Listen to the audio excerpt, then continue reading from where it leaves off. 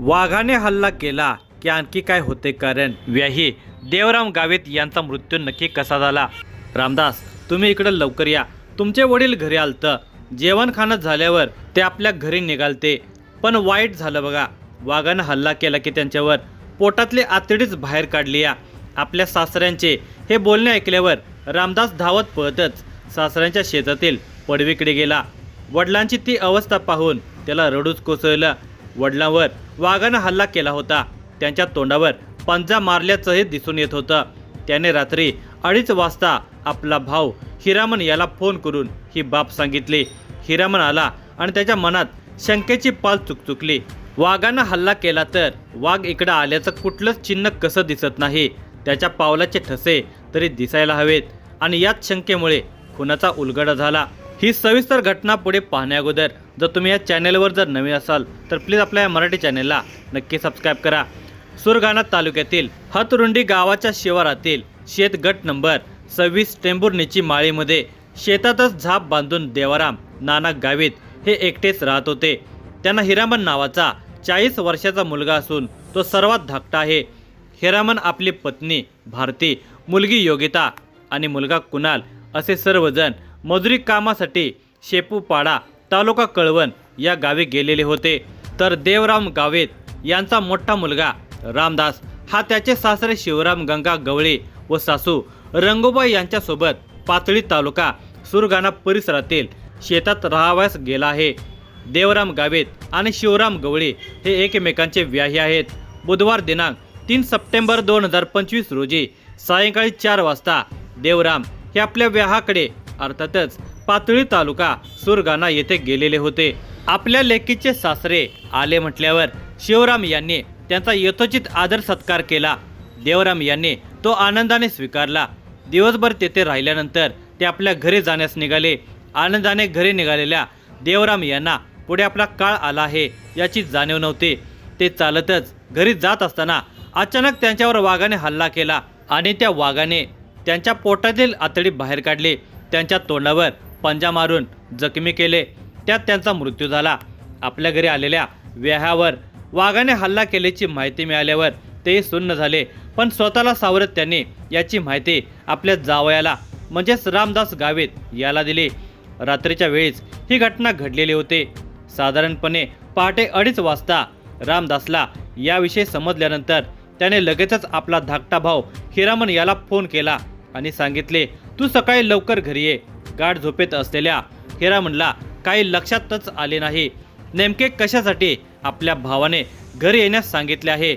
याचा विचार करतच तो पुन्हा झोपी गेला. त्यानंतर सकाळी 6:30 वाजण्याच्या दरम्यान हिरामन याने रामदासला फोन लावला. अरे, तू रात्री फोन केला होतास, मला सकाळी कशासाठी घरी बोलवतोयस? नेमकं काय झालं रे? यावर रामदासने दीर्घ श्वास घेत त्याला सांगितले, अरे, काल दिनांक 3 सप्टेंबर 2025 रोजी सायंकाळी 4 वाजता आपले वडील पातळी गावी गेले होते. ते माझे सासरे शिवराम गवळी यांच्या घरी गेले होते. तेथून घरी परत येत असताना त्यांच्यावर वाघाने हल्ला केला. त्यांच्या पोटातील आतडी बाहेर काढली, तोंडावरही पंजा मारला. त्यात ते मरण पावले आहेत असे मला शिवराम गवळी यांनी कळवले आहे. आपल्या वडिलांचा मृतदेह माझ्या घरी आणला असून तू ताबडतोब इकडे ये. रात्रीच्या वेळी आपल्या भावाने सकाळी घरी येण्यास सांगितले होते. त्यामागे हे कारण आहे म्हटल्यावर हिरामनला रडूच कोसळले, पण स्वतःवर ताबा ठेवत तो आपल्या कुटुंबासह रामदासच्या घरी जाण्यास निघाला. रामदासच्या घरी गेल्यानंतर हिरामन याला वडील देवराम हे रक्तबंबाळ अवस्थेमध्ये पडलेले दिसून आले. त्यांच्या पोटातील आतडी बाहेर आली होती. तोंडावर गंभीर जखमा दिसत होत्या. हिरामन याने बारकाईने वडील देवराम यांच्या मृतदेहाची पाहणी केली. त्याच्या अंगावरील जखमा पाहून त्याच्या मनात वेगळी शंका निर्माण झाली. वाघाच्या हल्ल्यामध्ये जखमी झालेल्या या खुणा दिसून येत नव्हत्या, कारण तोंडावर आणि पोटावर कोणत्या तरी हत्याराने मारहाण झाल्याचा संशय हिरामनच्या मनात निर्माण झाला. वाघाच्या हल्ल्यामध्ये अशा जखमा होऊच शकत नाहीत. वडिलांसोबत काहीतरी घातपात झाल्याचे त्याला स्पष्टपणे दिसत होते. गावामध्ये देवरामवर वाघाचा हल्ला झाल्याची आणि त्यात ते मरण पावल्याची चर्चा सुरू झाली होती. सुरुवातीला लोकांच्या मनामध्ये भय निर्माण झालेले होते. गावामध्ये वाघ शिरला आणि त्याने एकावर हल्ला करून ठार मारले म्हटल्यावर लोकही भयभीत झालेले होते. गावामध्ये वाघ शिरला म्हटल्यावर वाघाच्या पायाचे ठसे दिसायला हवेत. तो कुठून आला आणि हल्ला करून कुठल्या बाजूने गेला याची गावातील लोकांकडून पाहणी होऊ लागली. पण वाघाच्या पंजाचे ठसे कोठेच आढळून आले नाहीत. त्यामुळे लोकही याबाबत चर्चा करू लागले. हिरामन आणि गावातील लोकांचे यावर एकमत झाले होते. म्हणून त्यांनी रामदासचे सासरे शिवराम यांना याविषयी विचारायला सुरुवात केली. अरे, तू म्हणतोयस वाघानं हल्ला केलाय, पण तो वाघ कुठून आला आणि कुठल्या बाजूने गेलाय? तू पाहिलंस का स्वतः? यावर शिवरामला काही सुचेनासे झाले तरी उसने अवसान आणत तो म्हणाला, मी काय खोटे बोलतोय वैर? तुझ्या वडिलांवर वाघानंच हल्ला केलाय. ही काय आतडी बाहेर काढली?